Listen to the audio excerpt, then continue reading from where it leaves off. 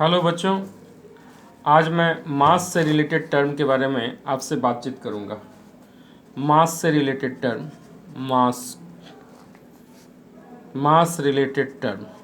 मास related terms. और मेरी कोशिश ये रहेगी कि आप मास से रिलेटेड जितने भी टर्म हों उसको आप समझ जाएं। जैसे मास से रिलेटेड टर्म में हो गया atomic mass,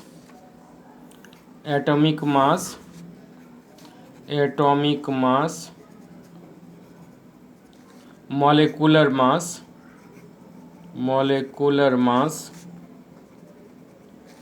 molar mass, gram atomic mass,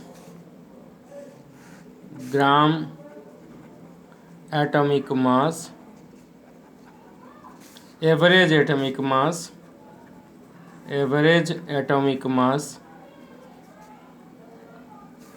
atomic mass unit. तो इतने टर्म हो गए मास से रिलेटेड। अब मान लो एटॉमिक मास बोलता है तो एटॉमिक मास मतलब हो गया mass of a single atom, mass of one atom. Molecular mass तो एक मॉलिक्यूल का मास, अगर मोलर मास तो इसका मतलब 6.02 इंटू 10⁻23 एटम्स का मास हो गया molar mass. Gram atomic mass ये एक मोल एटम का मास हो गया है, यानी it is also equal to 6.02 into 10⁻23 atoms का मास हो गया। ग्राम मॉलिक्यूलर मास ठीक इसी तरह से ग्राम मॉलिक्यूलर मास आ गया तो मास ऑफ 6.023 इंटू 10⁻23 मॉलिक्यूल्स का मास। एवरेज एटॉमिक मास और मास ऑफ वन एटम, जैसे मान लो कि नाइट्रोजन लिए तो नाइट्रोजन सिंबल इसका हो गया N। इसको दो तरीके से लिख सकते हैं। अगर 14U लिखा हुआ है इसका मतलब atomic mass of single atom, atomic mass of one atom. और 14 ग्राम है अगर लिखा हुआ तो समझेंगे it is the mass of gram atomic mass and it is the mass of 6.02 into 10⁻23 atoms का मास हो गया। अब बच्चों ये आप याद रखें, 1 से लेके 30 तक का एटॉमिक मास आप याद कर लें। हाइड्रोजन 1, हीलियम कितना 4, लिथियम 7, बेरिलियम कितना हो गया 9, बोरोन 10, कार्बन का हो गया कितना 12, नाइट्रोजन 14, और उसके बाद नाइट्रोजन के बाद ऑक्सीजन 16, फ्लोरीन 18, नियोन का हो गया कितना 20, सोडियम 23, मैग्नीशियम 24, एल्युमिनियम 27, सिलिकॉन कितना हो जाएगा, सिलिकॉन का कितना 29, और फॉस्फोरस 31, और सल्फर कितना हो गया 32, पोटेशियम कितना हो गया 39, कैल्शियम 40, और स्कैंडियम, टाइटेनियम, वैनेडियम। इस तरह से आप याद रखें सबका एटॉमिक मास आप 30 तक का याद कर लें। ये आपको मिल जाएगा, अवेलेबल है। तो आप यहाँ इसके बाद आप पढ़ें कि भाई क्या क्या इसमें और हो सकता है, जो टर्म आपको बहुत इम्पॉर्टेंट है। जैसे मान लो कहे कि एटॉमिक मास यूनिट क्या होता है, एटॉमिक मास यूनिट जिसको हम लोग बोलते हैं AMU, और अब इसको डायरेक्ट U के फॉर्म में लिखा जाता है, U फॉर द यूनिफाइड मास। मतलब क्या है, unified mass is the another symbol of atomic mass unit. तो इसको कहते हैं atomic mass unit of an element. Atomic AMU of an element is the average relative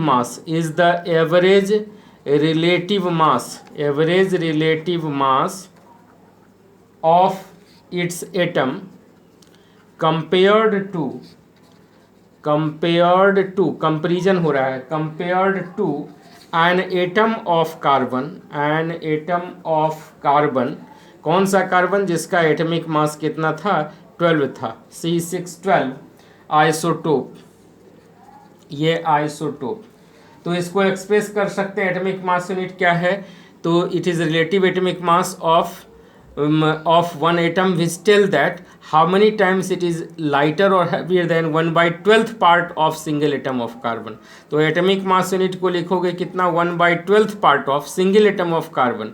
तो सिंगल एटम ऑफ कार्बन मतलब क्या, 6.02 इंटू 10⁻23 एटम का mass हो गया 12 ग्राम. एक एटम का मास कितना हो गया, 12/6.02 इंटू 10⁻23. तो यहाँ मल्टीप्लाई कर देंगे कितना, 12 divided by 6.02 into 10⁻23. 12 cancel out हो गया. 1/6.02 इंटू 10⁻23 का मतलब कितना हो गया, 1.66 इंटू 10⁻⁻24 ग्राम या 1.66 इंटू 10⁻⁻27 किलोग्राम. ये एक एटमिक मास यूनिट है, एक एटमिक मास. मान लो कह दे कि सिंगल एटम ऑफ नाइट्रोजन का मास निकालो, एक एटम नाइट्रोजन का मास निकालो, तो कितना हो जाएगा, सिंगल एटम ऑफ नाइट्रोजन. तो 14 को मल्टीप्लाई कर देंगे 1.6 इंटू 10⁻⁻24 ग्राम से. ये क्या हो गया, mass of a single atom. अब आता है एवरेज एटमिक मास. तो एवरेज एटमिक मास, बहुत सारे आइसोटोप्स होते हैं. एवरेज एटमिक मास में आप लिखेंगे एवरेज एटमिक मास. ये क्या होते हैं भाई, तो many element occur in nature having isotopes and are found as a mixture of these isotope. Isotopes have, क्या होता है आइसोटोप का, similar atomic number but different atomic masses. The fractional abundance of an isotope, the fractional abundance of isotope is the fraction of total number of atoms that is composed of that particular isotope. For such element, its average atomic mass is equal to percentage abundance divided by 100. अब मान लो कि average atomic मास निकालना हो, average atomic मास निकालना हो कि chlorine के दो आइसोटोप हैं. क्लोरीन एक का कितना है, 35 है एटमिक मास, और दूसरा क्लोरीन का कितना है, 37 है. और इनका जो अबंडेंस है 3:1 है, 3:1 अबंडेंस है. तो यानी मतलब ये 75% हो गया और ये कितना हो गया, 25% हो गया. अब यहाँ इसका एवरेज एटमिक मास निकालेंगे. Average atomic mass is equal to कितना हो जाएगा, 35 इंटू 3 प्लस क्या कर दो, 37 इंटू 1 डिवाइडेड बाई 4. या परसेंटेज में निकालेंगे तो कितना हो गया, 35 into 75 plus 37 into 25 divided by क्या कर दें, 100. तो ये इसका क्या हो गया, एवरेज एटमिक मास. तो ग्राम एटमिक मास आप समझ गए. ग्राम एटमिक मास मतलब हो गया कि mass of 1 mole of any element. Molecular mass हो गया तो इसका भी स्टैंडर्ड क्या रहेगा, AMU ही रहेगा. ग्राम मॉलिकुलर मास रहेगा एक मॉलिक्यूल का.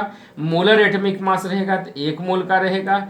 मोलर फार्मूला मास, अब एक टर्म आता है कि फार्मूला मास. तो फार्मूला मास में आप लिखोगे फार्मूला मास, जैसे फार्मूला मास एक टर्म आता है फार्मूला मास, मास से रिलेटेड. फार्मूला मास में लिखेंगे in ionic compound such as NaCl. NaCl किस तरह का कंपाउंड है, आयनिक कंपाउंड है. एंड नेटवर्क कोवलेंट कंपाउंड्स जैसे डायमंड है, there is no discrete molecule. And network covalent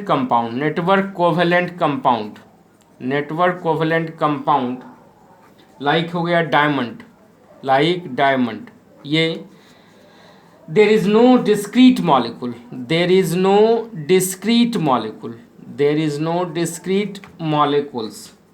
molecules. Therefore, ionic and network covalent compound are described by their stoichiometric formula. They are described by a stoichiometric formula. The formula mass of substance is the sum of atomic masses of all atoms in the stoichiometric formula unit of the compound. तो formula mass क्या हो गया, formula mass is equal to mass of Na23, ये sodium का mass हो गया, plus chlorine 35.5, ये हो गया कितना 58.5. It is the formula mass of ionic compound. So formula mass is related to the ionic compound as well as the network covalent compound like diamond. Okay, thanking you all. कितना minute का